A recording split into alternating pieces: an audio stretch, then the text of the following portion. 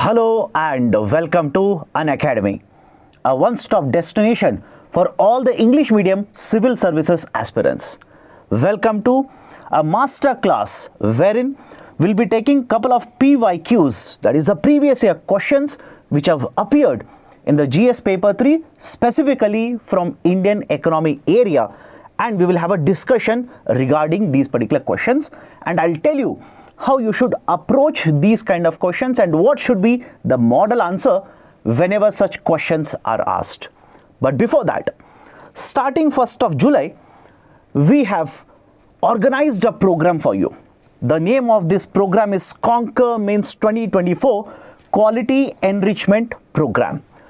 This is an initiative for all the aspirants who want to ace the upcoming UPSC Civil Services Mains Examination. The USPs of the program are: 1. The program will have 60 days of intensive classroom or classes every day, 10 p.m. to 11:30 p.m.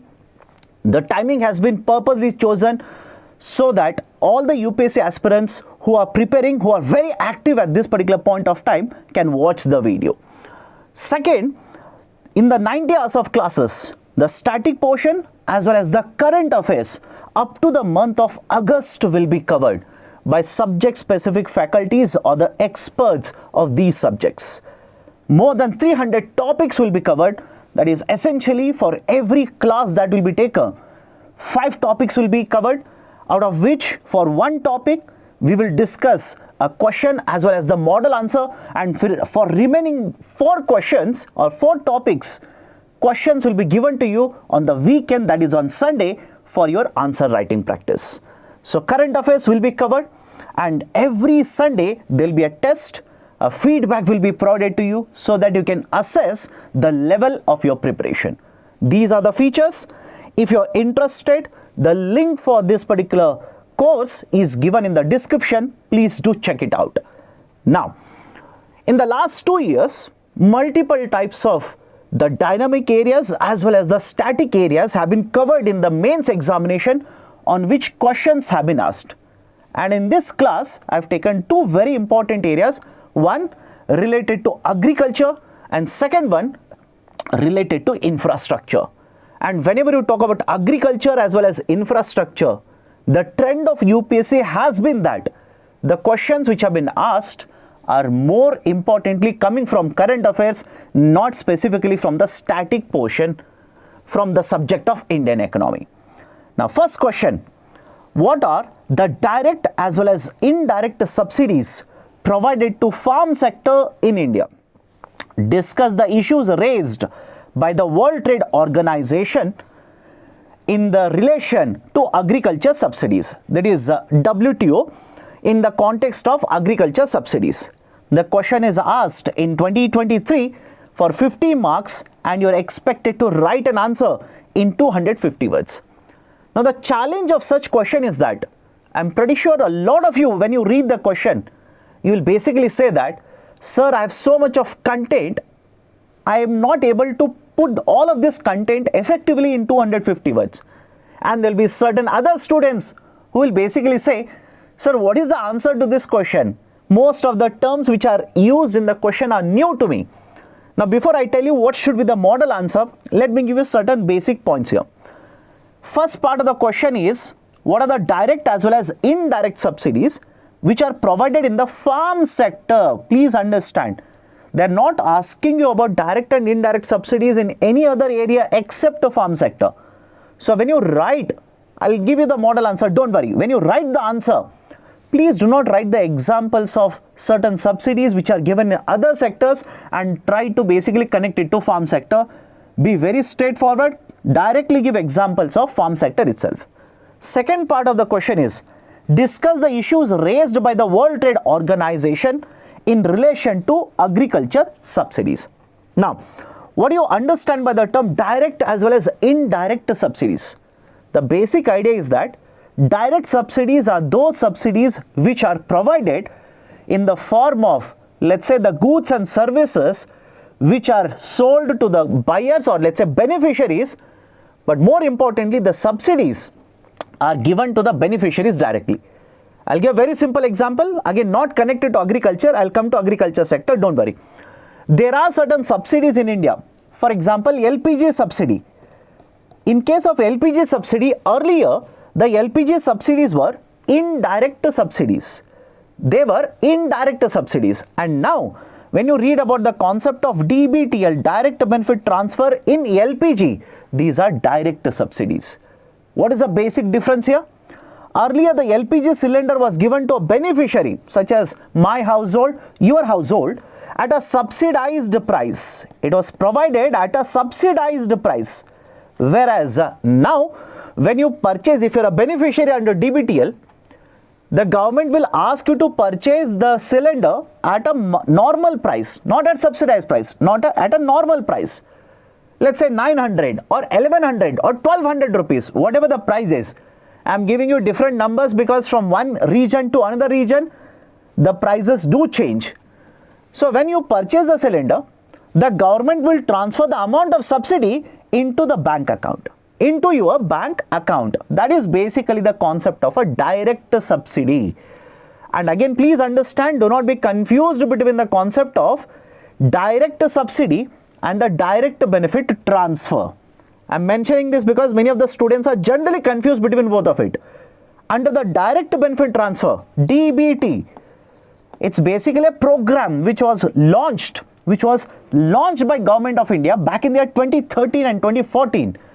And this particular program under the DBT, it has got more than 300 schemes under which kind subsidies are provided as well as direct subsidies are also provided. So DBT is different. Under DBT, you will find many schemes or many subsidies which are direct subsidies. So first point is direct as well as indirect subsidies. And there are many schemes, or let's say many particular, let's say subsidies which are provided by the government. Let's say in case of the fertilizers, in case of irrigation, right, power subsidy, etc., which are basically examples of direct as well as indirect subsidies.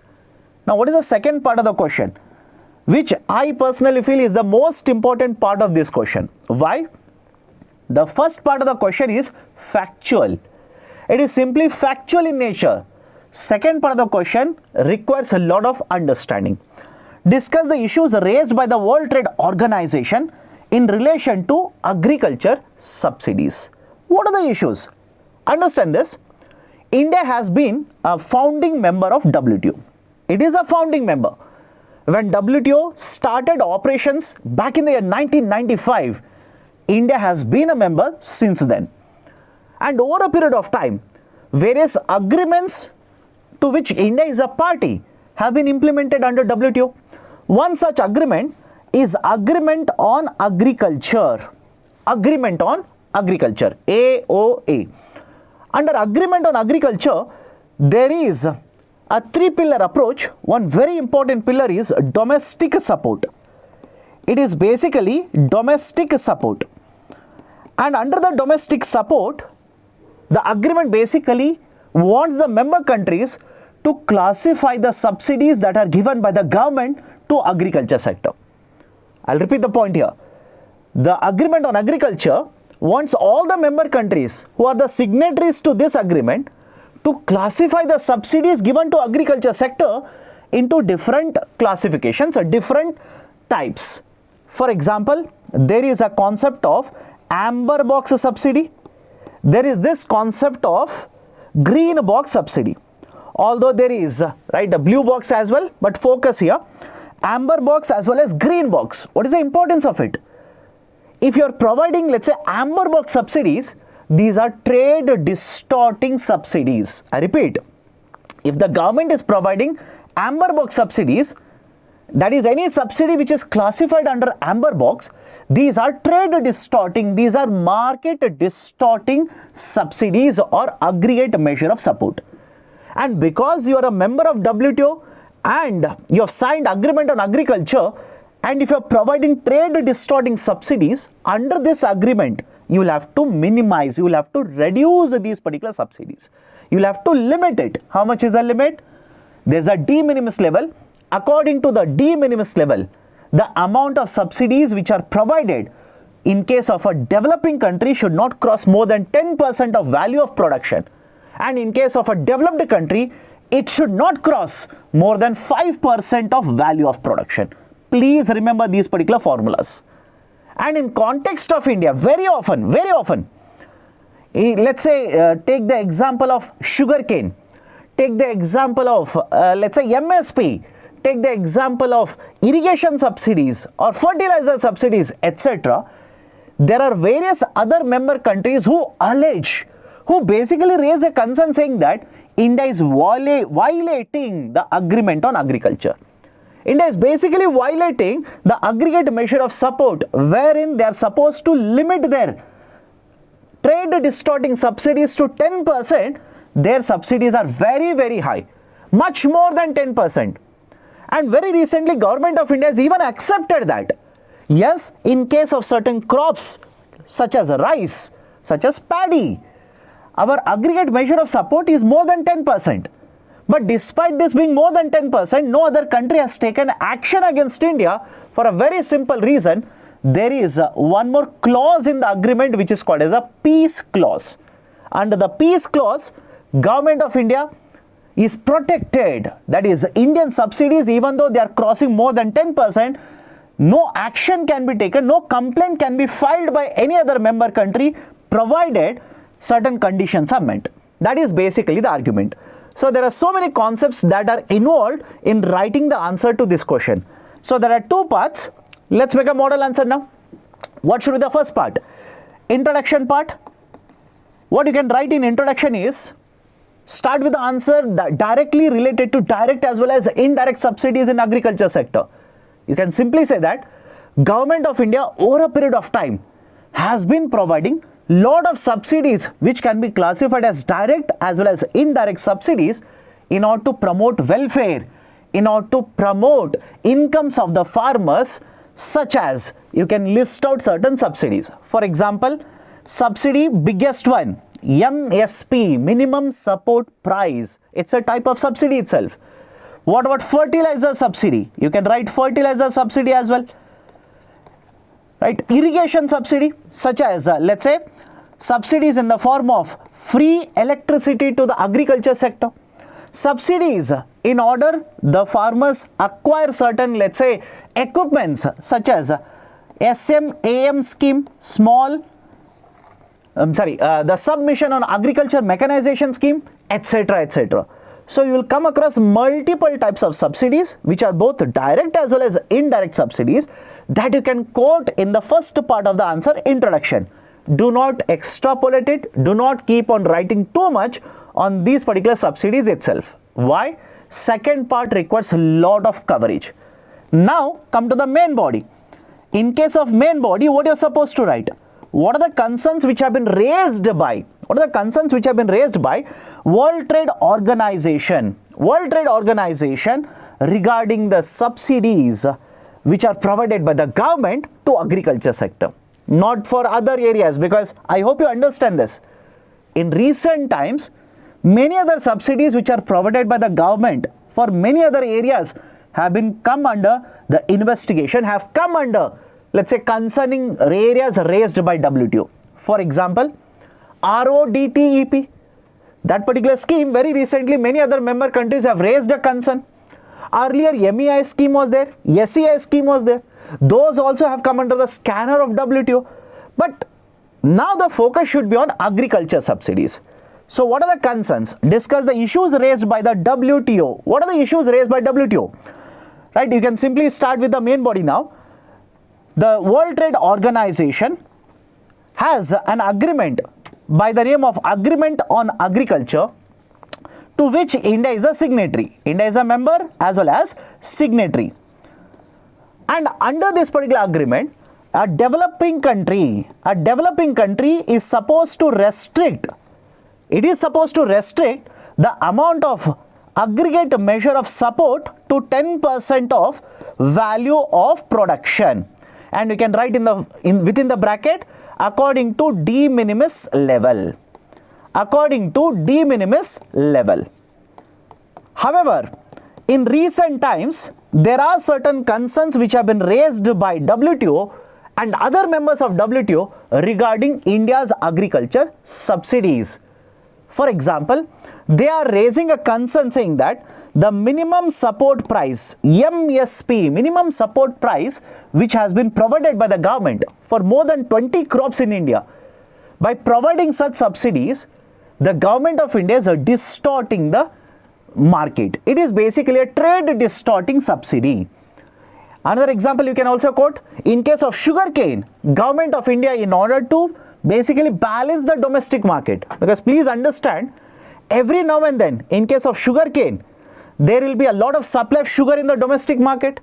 There will be lesser supply of sugar in the domestic market based on the production of sugarcane in India. And whenever you come across a season where there is very high amount of production, there is a glut, there is excess supply of sugar in the domestic market, government of India provides a lot of subsidies in order to promote export of sugar. And various other member countries in the past have already raised a concern, have raised an issue regarding such kind of sugar subsidies which are provided by the government. You can even quote this kind of sugar subsidies, that is subsidies provided by the government to basically balance the market prices or stabilize the market prices and supply of sugar in the domestic market. So these are some of the concerns which have been raised by the World Trade Organization regarding the agriculture subsidies provided by the government of India to the farmers. So this is basically the model answer that you can provide to question number 1. This was asked in the year 2023. Now let me take up one more question. This is related to infrastructure. Why is public-private partnership required in infrastructural projects? I'm pretty sure you must have come across the model, or let's say concept of PPP when you have read the investment models. So first part of the question is static. Examine the role of PPP model in the redevelopment of railway stations in India. Two parts. Generally, this is the practice that UPSC has developed whenever they are asking you questions specifically from GS paper 3. They are mixing two parts in the question. One is purely static and the other one is purely dynamic in nature. Because if you have read the book, I am pretty sure you would not have come across the answer to the second part of the question. You would have read the first part of the question, but second part of the question, that is specifically what is the importance of PPP in development of railway stations in India. That particular area generally is not covered in any of the books. Now what is the answer to that? But before that, what are the concepts involved here? First important concept is PPP, public-private partnership. And second is, what is the importance of PPP in case of railway stations? And as such, I hope you understand the importance of this. PPP even now is relevant. For example, very recently, Government of India has announced PPP in highway development. A PPP has been announced in basically promoting usage of electric vehicles in certain regions. Government of India has announced a PPP in development of battery storage infrastructure projects. So even today, right, as we speak, even today in this year, certain types of PPP projects have been announced by the government, and all of them are equally relevant for the upcoming civil services examination as well. Now, come to the point. Why is public-private partnership required in infrastructure projects? Right? Basically, what is PPP? Under the model of PPP, what we are expecting is, one is public and the second authority is private, that is two different entities coming together, signing an agreement. The agreement is called as a concessionaire agreement. Agreement is referred to as a concessionaire agreement. And under the concessionaire agreement which is signed, they basically come to an arrangement as to what should be the roles, responsibilities and the duties of the private sector entity. For example, in certain types of PPP projects, the private sector is simply expected to construct an infrastructure, transfer the infrastructure project to government. In certain types of PPP projects, infrastructure is developed, maintained by the private sector, and after a certain number of years transferred to government or the authority of Government of India, or for that matter state government. In certain types of PPP projects, there is no development of infrastructure. Infrastructure is already there. In such cases, the private sector is simply allowed to utilize the infrastructure which is already existing, that is basically brownfield projects. So greenfield projects can be a part of PPP, brownfield can be a part of PPP. So argument is simple, agreement is signed, and what is the role, responsibility, how revenue will be shared, etc., etc. All the details are provided in the concessionaire agreement. Now what is the importance? Why is it required in infrastructure projects? These are the reasons. Whenever you talk about PPP, I hope you understand, private sector is present, it is one of the parties. Why do we want the private sector to be present in the PPPs? One, all the infrastructure projects cannot be developed by the government. By the way, I am discussing the model answer as well now. All the infrastructure projects cannot be developed by the government. Why? In development of infrastructure project requires a lot of money. Whenever you speak about infrastructure projects, there is a particular term. That is, the development of infrastructure project requires large value of financing. Large value, very large amount of financing is required, and long-term financing is required. So argument is simple. The financing requirements for infrastructure are very, very high. If I want to quote an example, National Infrastructure Pipeline, the total worth of infrastructure projects proposed under the NIP is more than 111 lakh crore rupees. 111 lakh crore rupees. Let that number sink in. And if you are not able to appreciate that particular number, compare that with the annual budget, the amount allocated under the annual budget, which is somewhere around 40 lakh crore rupees. So I hope you understand the requirement of financing is very, very huge. Government alone cannot do it. Private sector is sitting on huge amount of money, pool of money. Why can't we simply tap the investments from the private sector? First reason. Second reason, whenever you talk about infrastructure project development, private sector generally is considered to be much more efficient in terms of implementing in a time period compared to government.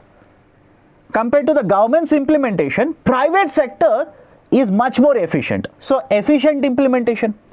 Third one is, if government of India is attracting investments from the private sector, don't you think government can now utilize a certain amount of money rather than investing in infrastructure? Can they utilize this money in other projects? Can they utilize this money for welfare? Can they utilize this money to repay the existing loan, etc., etc.? So the pressure of finances on the government will also come down. Next important reason, the government as well as the private sector require technology. It is generally the private sector which is considered to be much more better in terms of usage of technology, usage of human resources, etc. These are the reasons, I hope you understand, these are the reasons why PPP is required in infrastructure projects. So model answer is very simple here. Introduction, start with the definition of PPP. Public-private partnership is a type of an investment model where government, that is the public as well as the private entities, come together, sign a concessionaire agreement. Now, what is the importance? Go to the main body now. What is the importance in the main body? First part of the main body, you will simply write it regarding the importance of PPP. Where? In the infrastructure project. Just now we have discussed certain very important points.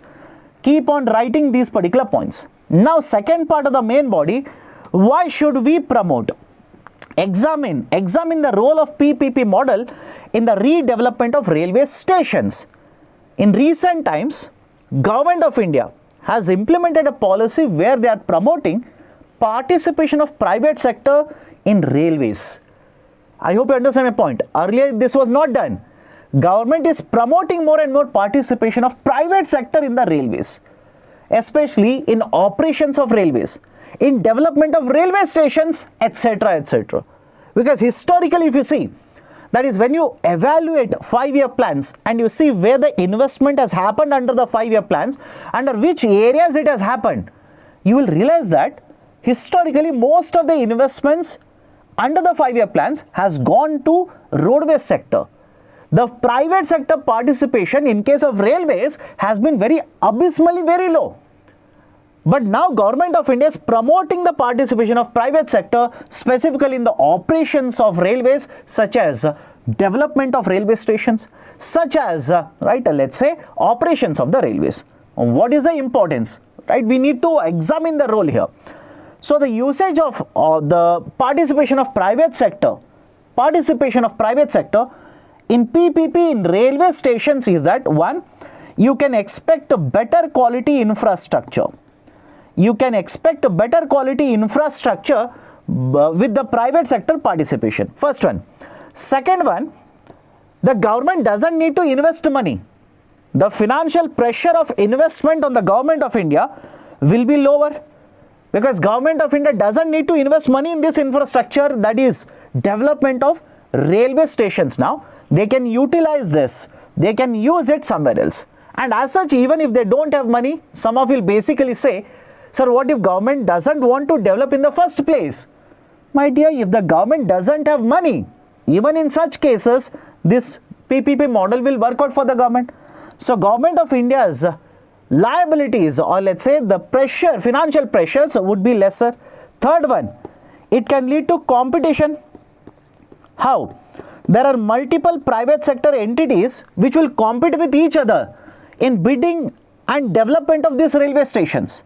So competition will be much better. And the fourth one is customer services. Customer services. As a customer, whenever the railway stations are developed, you have better quality infrastructure. You as a traveler, I as a traveler will be benefiting with this superior quality of infrastructure. So these are certain very important points that you need to mention regarding the role of PPP model in redevelopment of railway stations. And after that, you can basically conclude by saying that in recent times, Government of India has been promoting more and more participation of private sector in development of infrastructure projects, such as the NIP model, or in the civil aviation market, or in the railways sector, etc., etc. So this is basically one more question that was asked by UPSC in the year 2022, but the challenge for you will be to put everything in 150 words. If you follow this particular pattern that I've shown you just now, I'm pretty sure you'll be able to fit all of this within 150 words. Now, yesterday, me and Abhishek sir had a session, took a live session, by the way, at 8 o'clock, wherein we discussed what are the important keywords, what are the directives that you need to focus on and understand when you write mains answers. And one of the students in the comment section, while I was going through the comments, wrote or commented saying that, sir, give me one question, or give me question for practice purpose. In order to give you one question for practice purpose, please have a look at this question. This is for your benefit. Please practice this. The EFTA agreement is a step towards further integration with global market. However, the agreement may not provide larger benefit to India. Elaborate in 250 words. Now, to help you, I have given certain important articles which have come in multiple newspapers regarding the same concept, that is EFTA itself. The 3 articles I have given, read the 3 articles and try to practice that particular question that I have given to you. Now some of you will say, sir, reading all of this is very difficult for me. Even if I read, I am not able to understand. For such students, we have a program by the name of Conquer Mains, regarding which I have discussed in the beginning itself. If you are interested, please check out the details. The link for the page is given in the description. Now at the last, if you or any of your friends or relatives are interested for appearing for the next year civil services examination, we have a wonderful offer for all of you. We are providing the course, that is the 15 months GS subscription, at a price of 24,999 rupees. 30th June is the last day, and I've been told that after 30th of June, the prices are going to increase. So if any of your friends or relatives are interested in learning from me, Sarmat sir, Mukesh sir and other educators, this is the right time and the right price for all of you. So that's it from my side. Take care. All the best. See you next time.